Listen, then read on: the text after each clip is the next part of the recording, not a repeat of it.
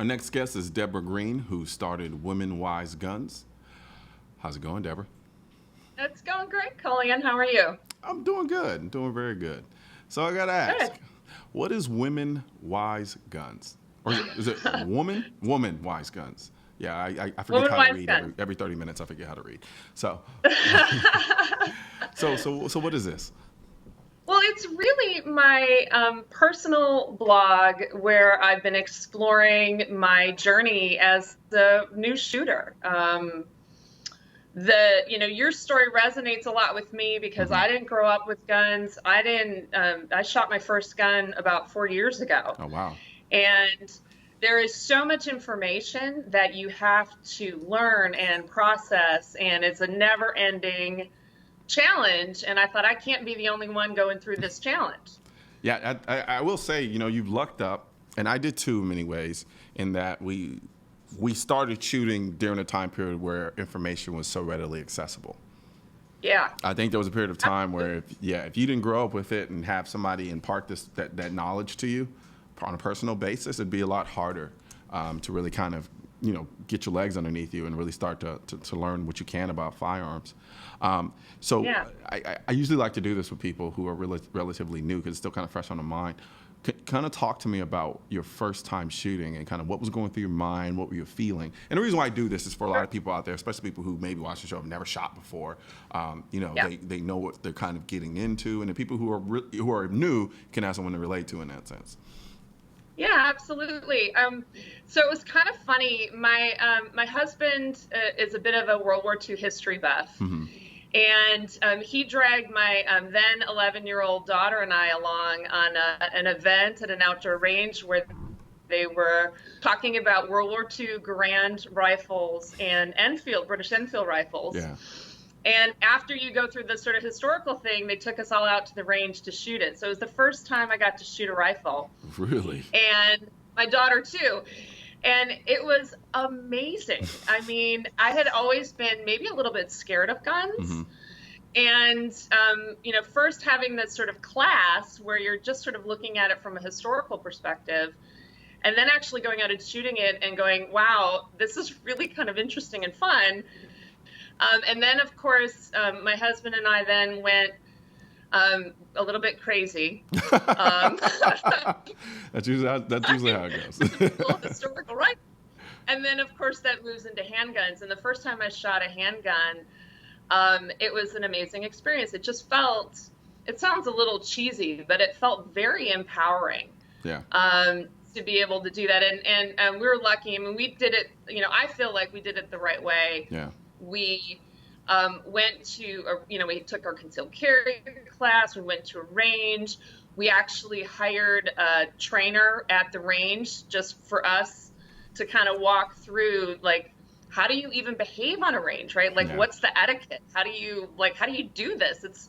It's a little bit intimidating if you've never been exposed to it before. Oh, absolutely. Yeah, I would love to sit up here and lie and say, oh, it's not going to feel intimidating at all. You're going to go there. You're going to feel so comfortable. No, it's going to be uncomfortable. Now, It was because uncomfortable. everybody else there seems like they know exactly what Yeah. they're Yeah. doing. They all like get set up and they're good to go. And you're just like, okay, what am I doing? Where do I put stuff? How do I, Yeah. behave and all that kind of stuff. So, The interesting thing about shooting is it's not an easy sport, but it's easily approachable. And what I mean by that is you go out there and shoot for the very first time and suck it up pretty bad. But you don't walk away feeling defeated. You walk away feeling like, holy crap, this is something I could actually keep doing and get better at. yeah, Versus kind of like, I'm never going to be at this point ever. And I think that's one of the benefits of shooting from that perspective is because it is yeah, something that, though initially you may not be the greatest, there is it's very possible for you to continue at it and to get better at doing it. It's easy for you to get better at doing it as long as you do it consistently enough. Um, yeah.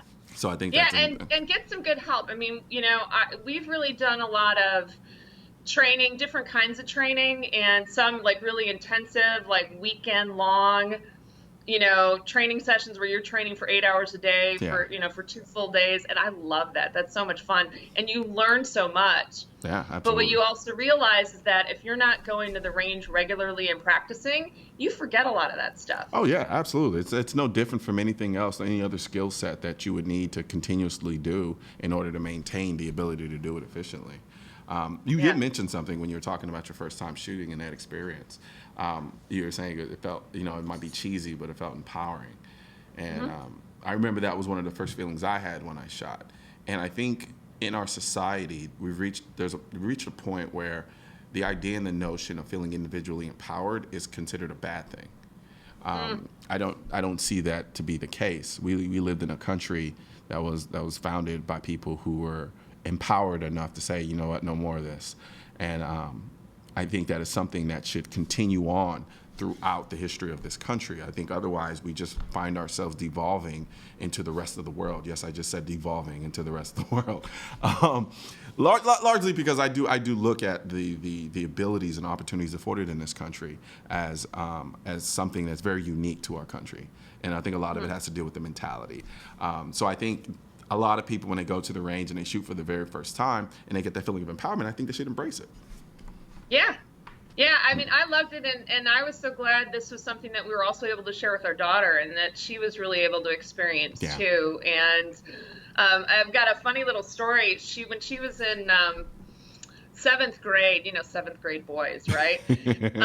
I know me when I was in seventh grade. Yeah, exactly. So a couple of the seventh grade boys were like, they must have been playing Call of Duty or something. And they were like, shooting from the hip. They're like, pretending like they're shooting. And my daughter just looks at him and goes, "That's not how you shoot a gun." And they looked at her and they said, "How would you know?" And she goes, "Because I've actually done it." And then they just kind of sat and they didn't even know what to say. You play video games. That's I do the real awesome. thing. There are levels to this. Yeah, exactly. That's exactly right. That's awesome. She So, felt empowered, so I thought that was great. no, I think that was awesome, actually. So now, with respect to your blog, what type of issues do you usually post about? So I really try to take a real practical approach Hmm. and a real personal approach. I mean, I'll learn something new. Like, for example, my most recent post was just about shooting your self-defense ammo. I saw an article on, I think it was firearmsblog.com, Uh-huh.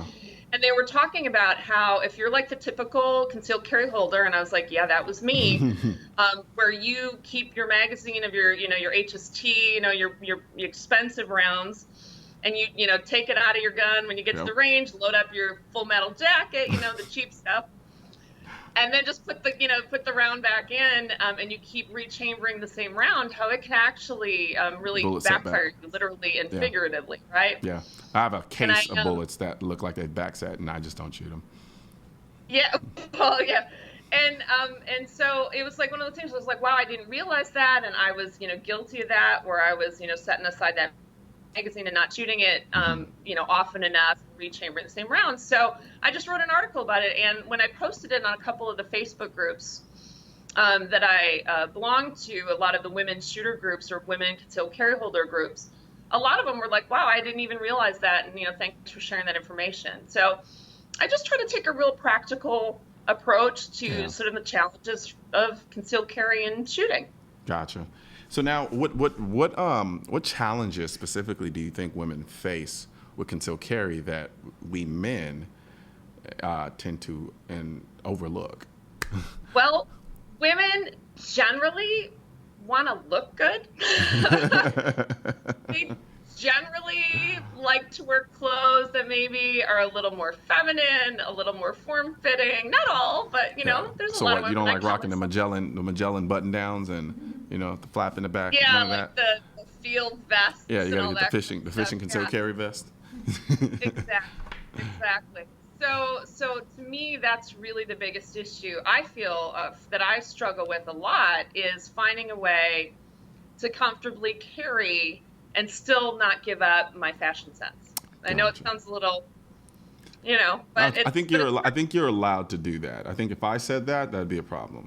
I think, but yeah. I think you're allowed to say that without any Hey, you've got a fashion sense too, so that's cool. Yeah, I'm not gonna fall into that trap. Because my timeline would just blow up. I was like, oh, I was a fashionista. But no, it's interesting. You're right, and I think a lot of, for me, and you can tell me if you agree with this or not. There are a lot of people out there who are firmly a dead set against the idea of purse carry. Yeah. I am on the other end of that spectrum. I've dealt with a lot of girls who that's usually the only way they can carry. Yep. And so, yeah, sure, it has its setbacks, it has its disadvantages, but, it's either that or not carrying at all. And so, I mean, would you agree with that? I completely agree with it. I am a fairly frequent purse carrier. I work, I've got a full-time day job. I work at a professional environment. I'm not allowed to bring my handgun to my office. So first off, I'm wearing kind of dresses, skirts, professional clothing. Yeah. Challenge enough trying to find a way to conceal. Then I'm going to go through all that as I'm leaving my house just to get in my car, try to undo everything, right? Yeah. Put the gun in the safe in my car as I head into the office. I mean, it's just a lot easier to have it in my purse. Yep. But one of the things that I think is important with purse carry is really understanding the issues and the risks. Yep. And, I take the approach of, hey, everybody has to make their own decision about what's appropriate for them and do it with having enough information, right? If you've got little kids who are digging in your purse all the time, might not be a great idea to purse carry at that time, right? Absolutely. Nope. But just understanding the risks and the what you need to be aware of when you're doing it, and then everybody's an adult here, right? So make your own decision. Yep. Absolutely. Well, thank you very much, Deborah. Really quickly, we are out of time, but could you just plug your blog real quick so people know where to go and where to find you? Yep. Absolutely. We're at womanwiseguns.com, and that's woman, not women. Absolutely. Absolutely. Well, thank you very much, Deborah, and you definitely have a good one. Thanks, you too. All right. We're going to take a little break, but when we come back, we'll be checking out a new rifle. I like new rifles. I like guns.